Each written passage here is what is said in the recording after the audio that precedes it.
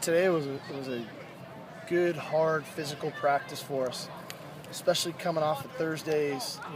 We had a physical one Thursday, came back and had another real physical one today, and really challenged the guys.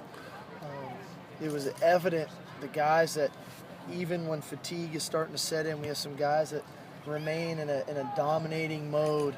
And then it was pretty clear we had a few guys that went into survival mode there late in practice, and it showed. It showed the guys that were really dominating and winning and making plays.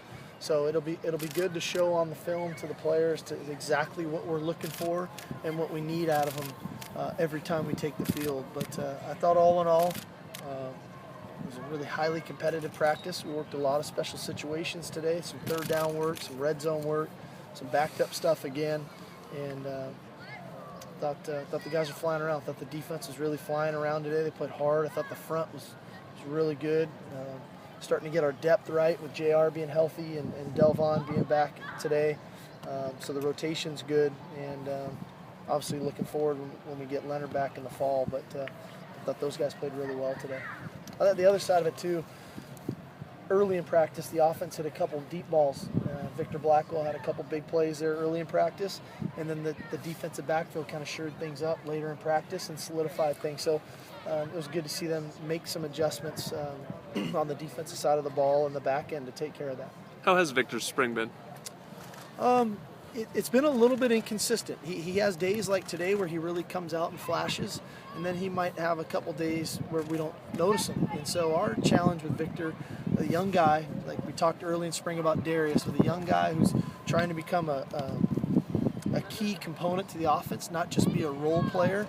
It's about the consistency. It's about the preparation side of it and coming out and taking the field and doing things right all the time.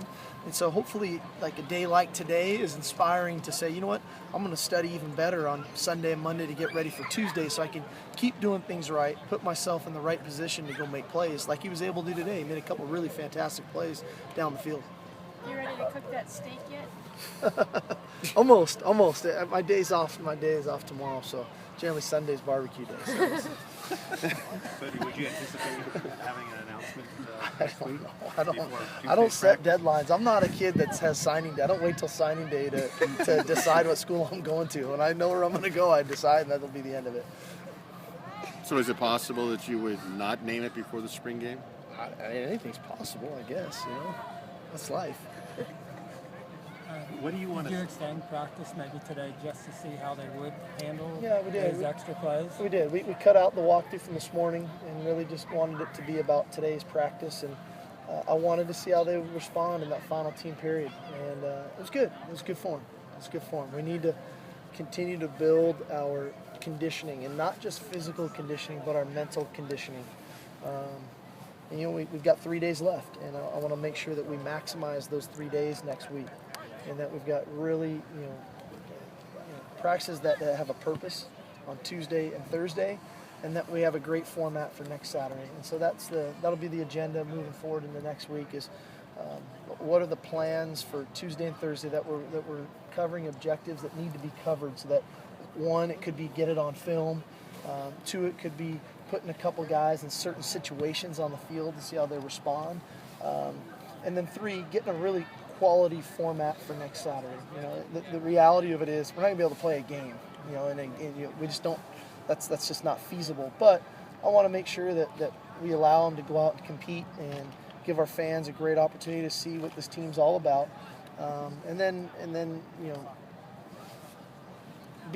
give the fans a chance to be interactive with us as well. So there's some moving parts to it all, so we'll have to work on that here in the next 48 hours to make sure that thing's real clean when it comes to next Saturday. Do you suspect there'll be tackling at some point? Yeah, at I the believe Spring so. Bowl? Yeah. Is there anyone, obviously you want everyone to continue to improve through Right. the last week, but are there any guys that are just really on the brink of, in your mind, making a real big jump that this final week could help them cement some status? Give me like 15 seconds. I don't want to speak out of turn just to make sure I'm not. Claude Pellin is a guy, because I think he made really good strides this week. I think that we're starting to see his burst. We're starting to see him in the backfield more.